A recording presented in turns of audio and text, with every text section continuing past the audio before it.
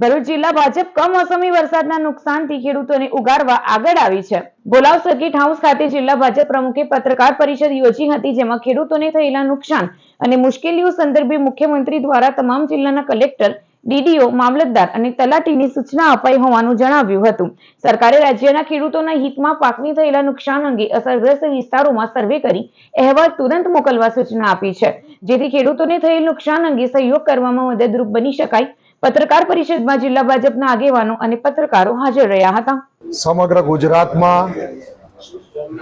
હાલમાં ચાલી રહેલા કમોસમી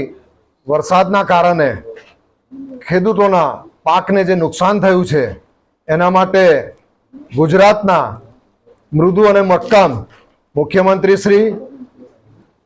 અને સંવેદનશીલ મુખ્યમંત્રી શ્રી ભૂપેન્દ્રભાઈ પટેલ સતત ખેડૂતોના જે આ નુકસાન માટે ચિંતિત છે અને આ ખેડૂતોને જે નુકસાન થયું છે, ઊભા પાકને જે નુકસાન થયું છે એના માટે જે તે જિલ્લાના કલેક્ટરશ્રીને પણ આદેશ કરેલો છે કે આનું તાકીદે સર્વે કરવામાં આવે